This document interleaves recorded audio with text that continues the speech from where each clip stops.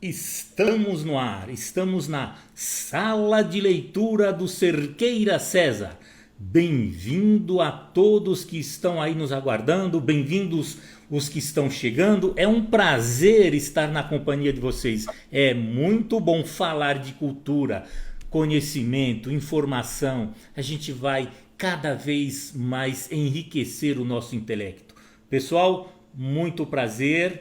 Eu sou o professor Denis e a partir de agora nós vamos começar o nosso encontro. Hoje nós temos um convidado especial. Ele está lá no Rio de Janeiro, mas essa distância não está impedindo que a gente se encontre, que a gente possa entrar em contato aqui e agora para falarmos juntos para vocês. Tá certo? Muito bom estar com vocês. Bem-vindos.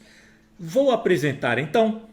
Vamos iniciar a nossa conversa, porque eu gostaria que vocês conhecessem o nosso convidado de hoje. Nosso convidado, ele vai se apresentar para vocês. Bem-vindos, professor Vitor Fernandes. Por favor, a palavra é sua. Já estamos no ar. Obrigado, Denis. Queria agradecer o convite do professor Denis, que me convidou para falar aqui sobre o Maquiavel. Eu sou o Vitor Hugo, sou professor de Sociologia da rede pública de ensino aqui do Rio de Janeiro, já trabalhei também na rede privada, para vestibulares, enfim. Sou professor de Ciências Sociais, meu foco é mais a política, meu mestrado é na política, gosto muito desse assunto. E Maquiavel é um assunto que é importante de estudar para o Enem e é um assunto, eu acho que é útil para a vida, né? É interessante para a gente estudar o autor, não só porque ele cai no Enem, porque ele cai bastante comum você ter Maquiavel no Enem, mas ele é um autor que está na vida, ele está na política. Pessoas que fazem faculdade de administração de empresas, eles estudam Maquiavel, não é só o pessoal que faz história, sociologia, enfim, é um autor muito importante para o pensamento das humanidades, né, como um todo. E para a gente entender o pensamento do Maquiavel, a gente, como de qualquer autor, né, a gente tem que entender o contexto histórico em que ele está inserido. E a gente precisa entender isso até porque o cara viveu há 500 anos, né? Maquiavel viveu no século XVI. E o que tem a ver um cara do século XVI lá da Itália com o Brasil hoje, de 2020? Né? Precisa fazer sentido para a vida de vocês esse autor. E ele é muito atual, muito útil, é utilizado. Oficiais militares estudam Maquiavel, todo mundo que chega no nível mais alto de estudo da política vai estudar Maquiavel, porque ele está aí, ele está na política, naquilo que a gente fala o tempo inteiro. Principalmente, não é, Vitor? Não só essas pessoas, mas e principalmente os nossos alunos, porque eles precisam se preparar para o Enem, para o vestibular. E hoje, especialmente, é um assunto muito presente nessas questões que vocês futuramente vão ser avaliados por isso. Então, é importante prestar muita atenção no que o professor Vitor vai falar. Por quê? Porque é a partir daí que você pode se dar bem. Eu vou até mostrar, Vitor, eu estou mostrando aqui, ó, uma das obras dele. Na verdade é um livro, não é tão grande, não é aquele livro de 500 páginas, olha só. E porque depois, Vitor, conta pra gente, como é que um livrinho desse, um negocinho desse tamanho, miudinho, é tão falado? Depois você tem que contar essa história pra gente também, tá? Um livrinho tão pequenininho assim e ele dá uma repercussão tão grande, não é verdade? Legal. O Príncipe, que é a principal obra do Maquiavel, ele é de 1513, né? Haja tempo aí, são 5 séculos. Não confundir com o Pequeno Príncipe, né? Que é um livro clássico infantil, não só infantil, né? Eu li o Pequeno Príncipe também. O Príncipe é como se fosse o nascimento da ciência política, né? E ele foi influenciar o mundo inteiro e nem Maquiavel esperava isso. Maquiavel escreve o livro O Príncipe como um manual. Aliás, o livro é extremamente prático, o livro não tem nenhuma elucubração teórica de muito avançada ali. O Maquiavel, ele tem a pretensão de ser um livro de manual de como agir na política. Então, até por isso ele se transformou extremamente interessante, prático, né? Utilizável para os políticos da época e para hoje, né? Ele tem muita utilidade. Então, Mas daí você vai... os nossos alunos, então, Vitor, vão poder ler e entender com facilidade. Não é aquele livro prolixo que tipo aquela leitura de um Platão, de um Aristóteles, que você precisa ler e reler para entender. É fácil, então, inclusive para a turma entender essa leitura sem precisar de muita explicação, não é? Sim, é um livro fácil de ler, é um livro fino, é um livro que são capítulos, às vezes, de 2 páginas. Ele fala de um tópico, vem 2 páginas, vem outro, depois de 1 página vem outro, 3 páginas vem outro. Extremamente simples de como fazer, inclusive um monte de frase dele ficou famosa também por isso, né? Por esse senso prático muito desenvolvido. Então é um livro que, se você estudar um pouquinho o contexto histórico, que é isso que eu vou falar já já, fica super fácil de você entender e as pessoas vão gostar. Normalmente quem lê O Príncipe gosta, é um livro super legal de se ler. Você falou do Príncipe, desse livro legal para ler. Puxa vida, olha, eu vou ter que te convidar quando nós tivermos que falar sobre um outro livro cujo título não remete a esse pensamento, não remete àquilo que ele está se referindo. O nome desse livro, que eu gostaria que um dia a gente pudesse, mas não precisa falar nada dele agora não, mas quem sabe a gente pode marcar para falar sobre o banquete, porque esse livro, O Banquete, quanta coisa eu vejo na internet, ditos populares, memes, coisas que as pessoas colocam, e eu acredito até que muitas pessoas não têm ideia do quanto da informação desse outro livro, que também não é muito grande, né, um livro pequeno, e o assunto, O Banquete, as pessoas não têm, às vezes não têm ideia qual é o assunto que está ali. É outro que a gente vai falar. Mas eu também queria mostrar o seguinte, vocês viram este livro, né? Na sala de leitura a gente tem livros pequenos, não é? Mas que tem uma importância tremenda. Eu, por exemplo, depois dessa pandemia, eu optei por pegar este aqui, ó, porque isso aqui chama-se Kindle. Com esse materialzinho aqui, quando a gente vai lá na consulta do médico que precisa ficar horas e horas esperando, você pode armazenar aqui, ó, uma centena de livros que você vai poder escolher à vontade. Eu gostei demais, é muito bom esse tipo de coisa. Mas, Vitor, eu estou vendo que você está ansioso para falar sobre o nosso amigo Nicolau. Mas antes, eu vou te convidar para você me ajudar numa coisa. Eu posso te desafiar? Claro, fica à vontade. Vitor, eu gostaria que você me ajudasse, porque nesses encontros eu gosto de falar, mas eu também gosto de desenhar. Então, eu queria que você me ajudasse a desenhar a caricatura do Nicolau Maquiavel, essa figura que cai muito no Enem e que, como você mesmo disse, quanta gente estuda, né? Administrador de empresas, generais, políticos, direito. Então nem se fala, porque olha, pessoal, aguardem só para ver o que o Vitor vai falar sobre essa relação do político. Eu acredito até que, olha, pega leve quando você tiver que falar sobre moral política, porque senão o pessoal vai te pegar, achar que você é muito subversivo, tá bom? Então, Vitor, vamos nesses 5 minutos fazer um esboço aqui do Maquiavel. Você me ajuda? Então claro. Vamos lá. Vai falando que a tela do desenho já está aí para o pessoal poder ver, poder ter ideia do que é que vai sair daqui, o que vai sair dessa folha de papel, tá bom? Vamos lá então? Como que é basicamente a cara... Mas olha, vai devagar, por quê? Porque eu sou lento aqui no lápis também, tá? Então vamos lá. Começa por onde? Problema. Então, vamos falar de quem é esse cara, né? O Nicolau Maquiavel. Ele vive na Itália, né? Na região ali de Florença. Maquiavel é um político. Ele trabalha para a família dos Médici, que é a família que governou Florença durante muito tempo. Então, antes da gente tentar ler o Maquiavel, a gente tem que ter o seguinte: ele é um político. Maquiavel foi uma espécie de ministro das relações exteriores junto com chefe da Casa Civil da época, né? Equivaleria a um super-ministro, comparando aí com os cargos que a gente tem hoje. Então ele trabalhou representando o governo de Florença perante muitos outros governos da Itália. Vão lembrar que a Itália não é o que é a Itália hoje. O contexto ali da época é de uma Itália completamente dividida. Aliás, isso explica o fato de até hoje a Itália ter muito regionalismo, né? Se você vai, por exemplo, eu nunca fui na Itália, mas pretendo ir, é um lugar lindo e tal.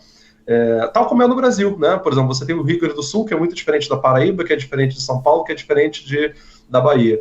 Na Itália tem muito isso, porque durante muitos séculos a Itália foi totalmente fracionada e dividida. A Itália só foi se reunificar no final do século XIX.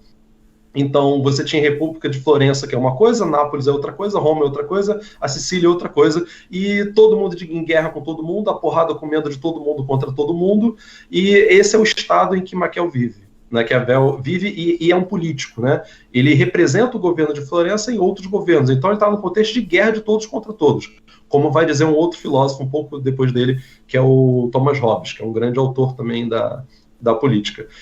Então, é um contexto de muita guerra, é um contexto de insegurança política, é um contexto de um príncipe planejando como vai invadir o principado do outro, o reinado do outro, então você o tempo inteiro tem que estar pensando em como vai se defender.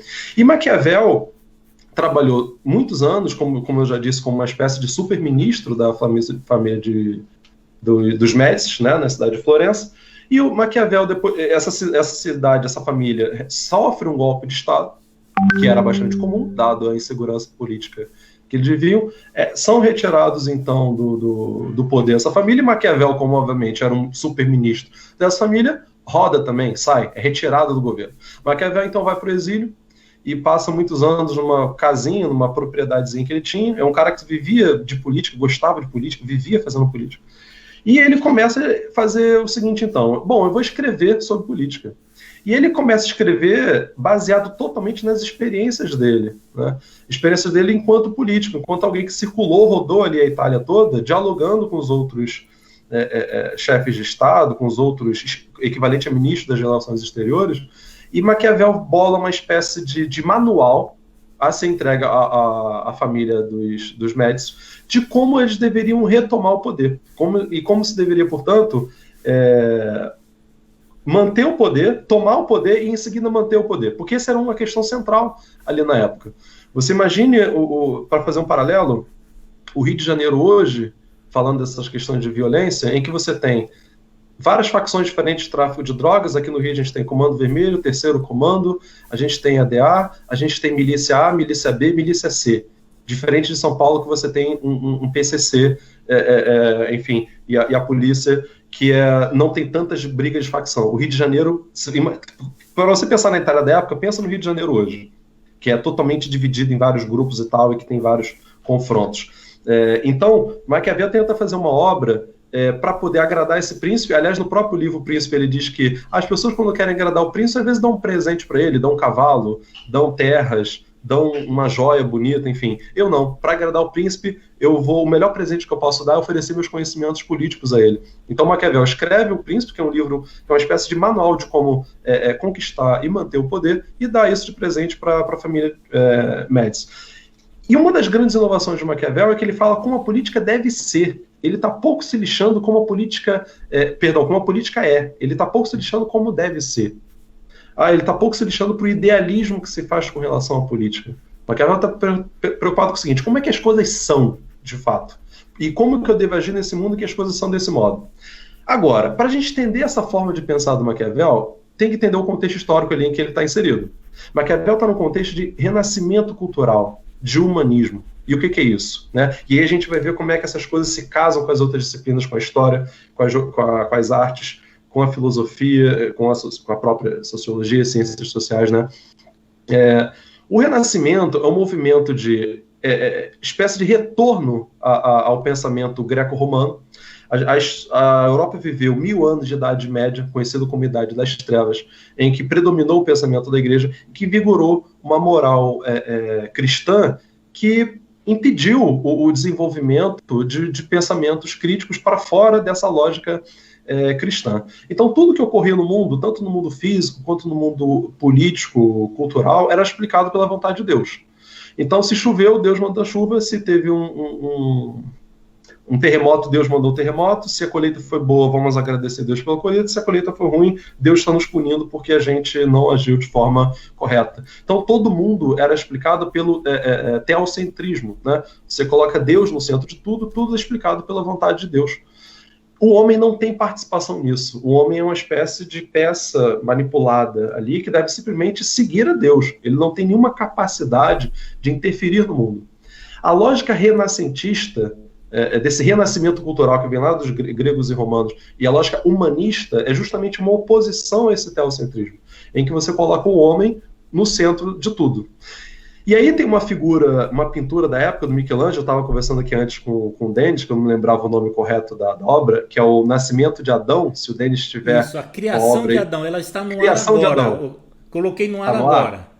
Então, Esta essa pintura ela é brilhante, né? A arte mostra muito do pensamento da época. Vocês devem levar muito a sério as artes. Normalmente a gente acha que a arte é uma coisa secundária, sem importância, mas até essa pandemia mostrou o tamanho da importância das artes para a nossa vida, né? A gente não vive sem arte.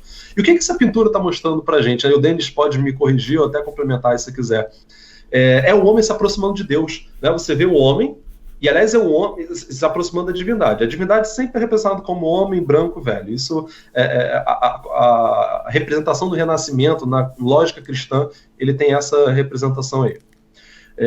E o homem é um homem natural, né? Embora ele tenha ali seus músculos, tal, ele tem uma barriguinha, esse homem está nu, porque está querendo se representar o homem tal como ele é, efetivamente. Você vê beleza nas formas naturais do homem, então você vai ver esculturas também renascentistas em que as mulheres estão nuas, com os seus seios de fora, e com uma barriguinha, como de fato as mulheres têm, né? Tinham na época e têm até hoje, enfim. Então é uma ideia de... O que essa pintura está mostrando para a gente? Uma aproximação do homem com Deus. A ideia do humanismo não significa que Deus sai da jogada. Porque sem entender isso, você não entende o pensamento do Maquiavel. Os principais conceitos dele, que são de virtude e fortuna, a gente precisa entender o humanismo para poder entender esse pensamento do Maquiavel. Aquilo ali, essa pintura está mostrando a aproximação de Deus com o homem. E é a ideia do humanismo. Eles não são ateus por conta disso. Eles não estão tirando Deus da jogada e dizendo que Deus não explica mais nada. Mas o humanismo está dizendo o seguinte: o homem é capaz, através da sua razão, através do seu conhecimento, a entender e interferir no mundo. E sem essa preconcepção, você não consegue entender a ciência, porque a ciência parte do pressuposto que eu, homem, sou capaz de intervir no mundo, de fazer algo que possa modificar os...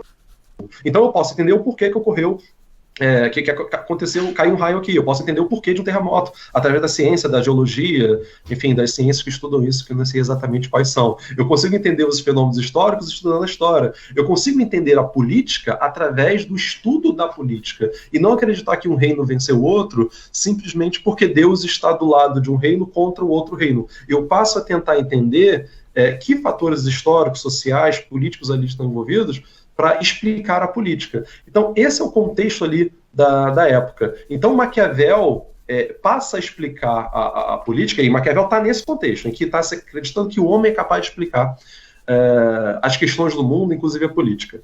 E aí, toda a intenção de Maquiavel é analisar a política tal como ela é. Esse ponto é importante. Ele não está preocupado com a moral cristã, que diz que o homem deve ser bom, virtuoso, caridoso e etc.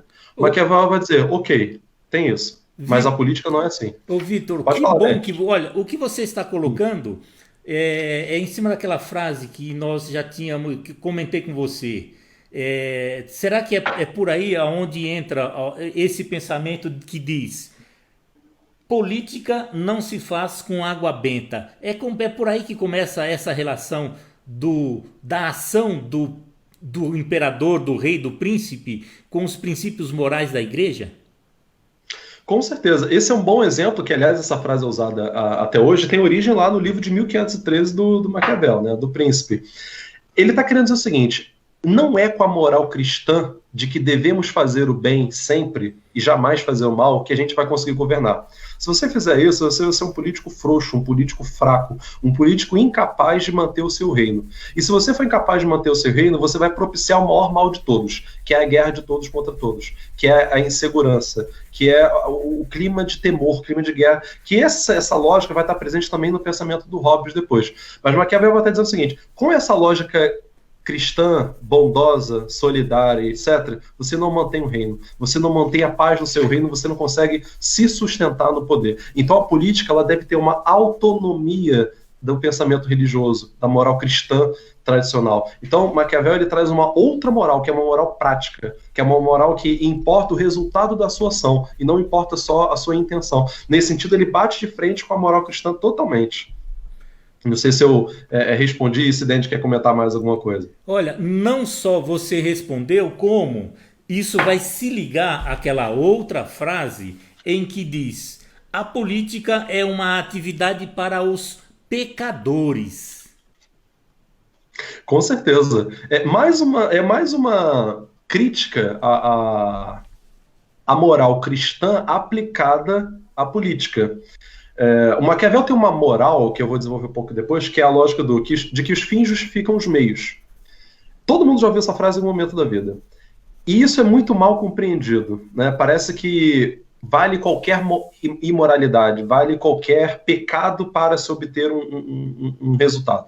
Mas não é isso, não. Na verdade, o Maquiavel está fazendo um cálculo moral em que se o fim for maior, mais importante do que o meio que eu uso, do que a maldade que eventualmente eu use para obter ele, vale a pena. É como um cálculo moral em que vale a pena ou não vale a pena de acordo com as circunstâncias. Ao passo que a moral cristã tradicional vai dizer claramente sempre: não faça o mal, não cometa uma maldade, não mate o seu inimigo. Só que o Maquiavel vai dizer: olha, com essa moral eu não mantenho o reino. Eu não consigo conquistar ninguém, eu não consigo manter o meu reino, e eu vou ser invadido e vão tomar o meu reino e vai causar o caos. Então ele vai dizer: a moral cristã ela é inaplicável à política. E aí isso explica essa frase que você está falando. A relação que hoje as pessoas, principalmente os nossos políticos, têm, porque dá a impressão que esse pessoal leu e seguiu como se fosse realmente um manual de cabeceira. Você percebe isso nos nossos políticos, nos nossos governantes? Eu acho que a maioria nem leu o Maquiavel, né? Acontece que o Maquiavel ele está aí, ele está na prática. Eu acho que foi esse grande mérito do Maquiavel. O Maquiavel ele mundanizou a política. Por isso ele é considerado o pai da ciência política, né? Esse livro, O Príncipe, é um marco. Platão já falava de política, Aristóteles, vários outros filósofos gregos, filósofos chineses. O pensamento sobre a política é muito antigo. A grande inovação maquiavélica, que não tem significado negativo esse maquiavélico, é que Maquiavel mundaniza a política. Então, ele analisa a política tal como ela é. Por isso que quando a gente vê frases do Maquiavel na boca dos políticos hoje, não necessariamente quer dizer que esse político leu Maquiavel. Ele está só vivendo a política tal como ela é. Porque a moral cristã de não fazer o mal, ela não reflete uma sociedade que é de conflito. No conflito, você briga com o outro. Né? Tem uma frase de um autor da política, não lembro quem é, que diz o seguinte: a política é a guerra continuada por outros meios. Né? Então, é porrada comendo, né? É guerra, é o conflito. E a lógica do não fazer o mal não se aplica. Né? Você tem no mundo concreto, no mundo político, um mundo em que você toma decisões que são duras, toma decisões que são muitas vezes vistas como imoral por uns, mas que podem gerar um benefício maior. Mas aí a gente tem que ver o que pode ser de fato em prol de um bem maior e o que pode ser só sendo utilizado esse pretexto para cometer uma imoralidade, uma corrupção que vai cometer pura e simplesmente um mal. Né? Por isso que é importante entender bem a lógica maquiavélica. Ele tem dois conceitos principais, que é a ideia de virtude e fortuna. A fortuna seria uma espécie de acaso, aquilo que é fortuito, ou seja, aquilo que é governado por Deus. E aí tem muito link com o Renascimento, né? A fortuna é um acaso, eu não controlo o acaso. Eu sou um comandante militar de um país que eu estou programando minhas tropas para invadir outro país. Chega nesse dia, chove. Chega nesse dia, cai um terremoto. Chega nesse dia, acontece alguma coisa que minha tropa está desmoralizada. Eu não tenho controle sobre isso, é um acaso. Tem coisa que a gente não controla. E esse acaso, o Maquiavel vai dizer, é Deus. Deus controla esse acaso. A grande lance do Maquiavel é o seguinte: o homem tem a virtude. A virtude, que é um conceito central nele, isso cai muito no Enem, é a habilidade especificamente política de agir em circunstâncias adversas, de agir naquilo que você não controla. Você programou suas tropas para invadir o exército, o país ali inimigo. Nesse dia choveu, nesse dia aconteceu algo que você não controlava, um outro país te invade nesse dia. O que você faz? Na política você toma decisões desse tipo em situações inesperadas. Você pode ser atacado nesse dia sem que você pudesse prever, você pode ter uma tentativa de golpe de Estado do nada, sem que você pudesse prever isso. E aí, como você vai agir nessa circunstância inesperada? O Maquiavel vai chamar essa habilidade política de virtude. Seria uma espécie de virtude, só que especificamente política, não é uma virtude no sentido cristão, não. É uma virtude, uma espécie de habilidade política de agir nas circunstâncias. Vou dar um exemplo de um político muito habilidoso hoje, e aqui eu não estou elogiando nem criticando, entrando no mérito se eu concordo ou não. Rodrigo Maia, presidente da Câmara dos Deputados. Ele foi presidente da Câmara na era do Temer, é presidente da Câmara agora no governo Bolsonaro, é um cara extremamente habilidoso, extremamente inteligente, dialoga com a esquerda, dialoga com a direita, dialoga com um, dialoga com o outro, faz acordo aqui, faz acordo ali, e está sempre no poder. Sabe? E o Rodrigo Maia é um político de virtude, segundo o conceito maquiavélico. Entende? Independente de gostar ou não do Rodrigo Maia, não é essa a questão. É um político habilidoso. Então, e essa ideia de virtude no Maquiavel tem uma certa semelhança com o conceito de prudência em Aristóteles. Prudência, no nosso significado de senso comum, significa não fazer algo, né? Para Aristóteles tem outro significado, é a capacidade de identificar a oportunidade, tanto a de não fazer, quanto a de fazer também. Então, naquele momento em que você está dirigindo um carro ali, em que você fala, ultrapassa agora, não ultrapassa agora. Você tem que saber a hora certa de ultrapassar. Dirigir lento não necessariamente dirigir bem. Se você está numa via que é rápido, você tem que andar rápido. O Aristóteles vai dizer, ser prudente é andar rápido no local rápido. Lógico, pessoal, que isso aqui é uma adaptação minha ao pensamento de Maquiavel, né? Não existia carro do Aristóteles, não existia carro na era do Aristóteles. Foi um exemplo que veio à cabeça agora. Então, essa ideia de prudência consiste tanto em não fazer o que não deve ser feito, quanto em fazer o que deve ser feito no momento adequado. Isso, para o Maquiavel, ele chama de virtude. Então, essa grande inovação que Maquiavel traz é essa coisa de mundanizar a política, de mostrar a política como ela é de fato. E aí tem umas frases do Maquiavel que ficaram famosas que eu poderia te discutir, que é aquela ideia os fins justificam os meios. O que isso significa? Isso é muito mal entendido. Significa essa frase o seguinte... é dele, Vitor? Sim.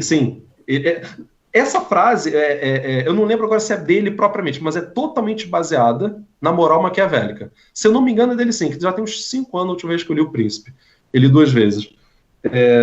Mas acreditar dele, os fins justificam os meios. Se não é dele exatamente como está assim, é como entrou para a história. Mas ou é literalmente assim que ele escreve, ou com alguma adaptação, mas é originário do pensamento dele. E essa frase quer dizer o seguinte... Na moral cristã tradicional, ela vai dizer o seguinte, não faça o mal. Na moral maquiavélica, ele vai dizer, depende. Os fins justificam os meios. Se for em prol de obter um bem maior, você vale a pena cometer um mal menor. Porque esse meio pode ser um mal menor que vai valer a pena porque você vai obter um bem maior. Vou dar um exemplo para a coisa ficar bastante concreta. Alguém que está nos assistindo, algum aluno ou, de repente, algum professor, é favorável à corrupção? Alguém acha isso legal? Pensa aí com vocês. Alguém defende a corrupção? Eu não né? defendo, viu? Ninguém defende, né? Eu não defendo. Ok, agora vamos pensar o seguinte. A escravidão é uma coisa ruim ou uma coisa boa? Ruim, né? Olha, Vitor, você está provocando. Por quê? Tô provocando. Por quê? Claro que nós já vamos falar, que eu vou falar. Não, escravidão não é uma coisa boa. Porém, muita coisa foi feita se aproveitando de determinadas situações, principalmente os governos. Eu gostaria de frisar esse ponto. Se eu estiver me exaltando, você também me corrija, tá? Fique à vontade. Mas a escravidão foi uma coisa legalizada pelo governo. O governo, quando ele legaliza alguma coisa, as pessoas têm a impressão de que aquilo é o correto. Você também percebe isso na opinião generalizada das pessoas? Que quando a coisa é legal, dá a impressão que ela é boa, que ela realmente é o melhor que tinha. Mas na história, quando a gente acompanha, principalmente o que você falou agora sobre escravidão, a gente já percebe que foi uma coisa legal pelo governo, todo mundo fazia e era permitido. Mas e aí? A gente vai perceber isso. Os historiadores, na verdade, vão perceber isso um tempo depois, né? Você, como historiador, aliás, eu quero lamentar, aproveitando a ocasião, que o nosso presidente não deferiu a profissão de historiador. Então, eu lamento muito, não é? Porque essa deveria ser uma profissão regulamentada, porque são pessoas que pesquisam com seriedade, estudam para trazer à tona a verdade dos fatos. Quando ela se apresenta, você pode tomar uma posição melhor, pode melhorar o que vem lá na frente, o futuro pode ser melhorado através desses estudos do passado. E o historiador é uma peça fundamental que nós não temos a regulamentação, lamentavelmente. Mas eu não queria distorcer, desculpa distorcer aqui, mas voltamos. Porque depois, a partir de agora, Vitor, eu vou deixar você, olha, eu não vou mais te interromper, porque eu já concluí aqui o desenho. Eu estou vendo que eu vi alguma coisa sobre, nesse livro, ele até fala sobre... você gostaria de ser temido ou amado? Amado. Você quer ser odiado, não é? Ou, aliás, o odiado jamais. Conta essa história depois. Então, deixa eu falar já agora sobre isso, senão eu vou acabar esquecendo. Tá bom. Maquiavel, no Príncipe, ele tem vários tópicos pequenos, e uma das abordagens que ele faz é essa. É melhor ser temido ou ser amado enquanto um governante? Maquiavel vai dizer, é melhor ser temido do que ser amado. Por quê? O sentimento do medo é muito mais forte do que o sentimento do amor. Maquiavel vai dizer, esses que te amam hoje estão te traindo amanhã. Esses que dizem te amar hoje podem não ser olhado amanhã. Porque o amor é um sentimento fraco, um sentimento frouxo. Então, o sentimento do medo faz as pessoas obedecerem muito mais. Então, para ser bem concreto, o PCC determina que não pode roubar na área tal. O que acontece? Não se rouba nessa área. Porque sabe que a punição é severíssima. Então, o sentimento do medo de morrer, medo de sofrer uma represália, faz você obedecer o príncipe de forma... o governante, o líder, príncipe, presidente, tanto faz o nome, com muito mais fervor. Ao passo que o amor é um sentimento frouxo, você pode obedecer aqui, não obedecer ali, fazer por amor hoje, não fazer amanhã, ao passo que o medo vai te garantir isso. Agora, o Maquiavel vai dizer o seguinte, embora seja melhor ser temido que ser amado, é melhor ser amado também. Nenhum poder, outro autor da política vai dizer isso depois, se eu não me engano é o Marx que fala isso. Nenhum poder se sustenta só pela força. Eu tenho que ter também convencimento. É muito mais útil se eu puder ser amado também. Por isso que mesmo os reis absolutistas tentavam convencer, agradar a população. Por isso que mesmo os traficantes tentam agradar a comunidade ali, às vezes dando uma cesta básica, ajudando a comunidade. Por isso que às vezes os milicianos, no caso aqui do Rio de Janeiro, tentam ter uma política de, quando chega o Dia das Crianças, botar um brinquedinho para as crianças brincarem ali na praça, de quando tem uma briga de vizinho ir lá resolver e tal. O que é isso? É uma intenção do governante, do chefe político, no caso do mafioso, de tentar também ser amado. Ele é temido. Todo mundo obedece ele por medo. Mas se você for amado também, você facilita o seu governo. Você facilita o seu domínio, que é um conceito que Max Weber, que outro sociólogo vai usar depois, que é quando você tem a adesão das pessoas. Então, é melhor ser temido que amado, mas é melhor ser amado também. Essa é uma questão importante. E aquela questão dos fins justificam os meios, deixa eu voltar para a questão da escravidão, que é um ponto importante, para dar o exemplo do que significa na prática esses fins justificam os meios. Todo mundo considera que a corrupção é ruim e todo mundo considera que a escravidão também é algo horroroso, absurdo no mundo de hoje. E se eu contasse para vocês que a escravidão nos Estados Unidos, por exemplo, acabou mediante corrupção? Abraham Lincoln é o maior herói dos Estados Unidos, tem status de Abraham Lincoln, com razão, enfim, uma personagem super importante para a história dos Estados Unidos, e Abraham Lincoln comprou deputado, comprou mesmo, deu dinheiro para deputado, para poder aprovar a escravidão, o fim da escravidão nos Estados Unidos. E aí? Você, se fosse Abraham Lincoln, compraria deputados também para poder acabar com a escravidão? Ou seja, seria um corrupto para acabar com a escravidão? Ou não? Não seria um corrupto e não acabariam com a escravidão? Esse exemplo do Abraham Lincoln, do fim da escravidão nos Estados Unidos, é um bom exemplo de que os fins justificam os meios, dentro da lógica maquiavélica. Ele cometeu um mal menor, corrupção, para obter um bem maior, acabar com a escravidão. Então Maquiavel vai dizer, a política real é assim. Você faz um mal menor em prol de um bem maior, e vale a pena. E Abraham Lincoln entrou para a história como? Como um corrupto ou como um grande herói dos Estados Unidos que acabou com a escravidão? como um herói. Ou seja, na prática, a gente está aplicando a moral maquiavélica. Abraham Lincoln fez um mal para obter um bem maior. Então valeu a pena. É a moral maquiavélica. Não é a moral cristã tradicional. Outro exemplo que eu gosto de dar. Tem um filme russo sobre a Segunda Guerra Mundial. Normalmente a gente só vê filme estadunidense, né? Não vê filme russo. Muito interessante, que coloca um bom exemplo para a gente pensar sobre essa lógica maquiavélica também.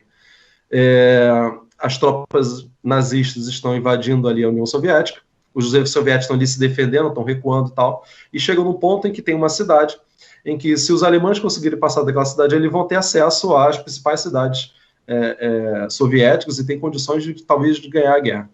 Só que a cidade que está no caminho tem muito poucos soldados soviéticos para poder defender essa cidade. E esses soldados soviéticos sabem que os alemães estão para chegar a qualquer momento, tem 10 vezes mais soldado alemão do que soldado soviético, eles não têm menor condição de ganhar, mas o alto comando da União Soviética manda a ordem para o oficial militar ali do seguinte: olha, resiste. Vocês não podem deixar os alemães passar por esse ponto aí. Vocês têm que segurar ele o máximo de tempo que você puder. O oficial militar sabe que naquela guerra ali, naquela batalha que ele vai ter no dia seguinte, vai morrer a maioria dos seus soldados. Você, como oficial militar, tem que tomar a seguinte decisão: colocar seus soldados jovens de 18 e 19 anos para morrer numa batalha que eles vão morrer, a maioria vão morrer, e aí com isso facilitar para que seu exército se fortaleça e ajudar o seu exército a ganhar a guerra, ou sai correndo, não vou deixar meus jovens morrerem e vou embora porque essa batalha aqui não tem a menor condição de sobreviver. O oficial militar obedece a ordem no filme, isso é baseado em fatos reais. Enfrenta os alemães, morre a maioria dos seus soldados.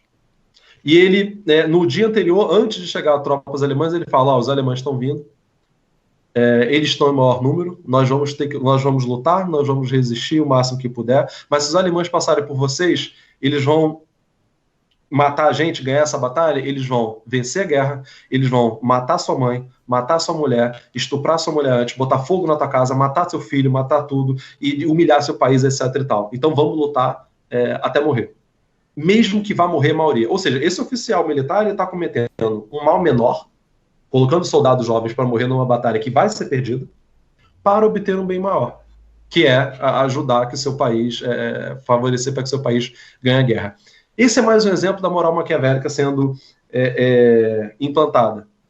Outro exemplo que eu poderia dar aqui para concluir, quando um governo, de repente, compra deputados para conseguir governar.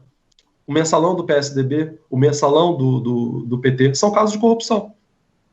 A questão é, os deputados, muitos deles são envolvidos, né, em casos de corrupção.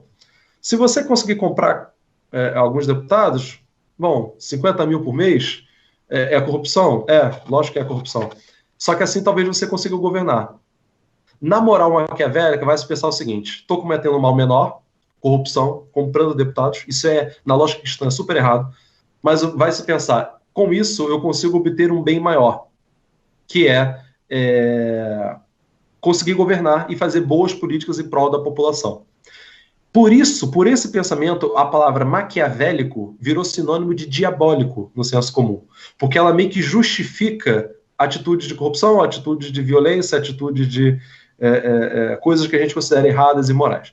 Só que, na verdade, não é um puro e simples legitimar algo que é errado, corrupto, violento e tal. Maquiavel vai justificar isso quando for em prol de um bem maior. Então, usar a força policial num conflito de torcidas, por exemplo. A porrada tá ali comendo a torcida do Corinthians contra a do Palmeiras e tal. Aí você coloca a sua força militar ali para bater nos dois, joga bomba, dispersa a multidão, etc e tal. É um uso de força, é um mal menor, o uso da força, para se obter um bem maior, que é evitar que tenha uma chacina, uma guerra de torcidas que morra dezenas de pessoas. Eu estou dando esses exemplos para a gente perceber a atualidade do pensamento do Maquiavel. E é importante dizer o seguinte, quando a gente usa o termo Maquiavel como sinônimo diabólico, isso não é certo. Maquiavel é muito mais do que isso. Ele não está defendendo atitudes imorais. Ele está dizendo que existe um cálculo moral de que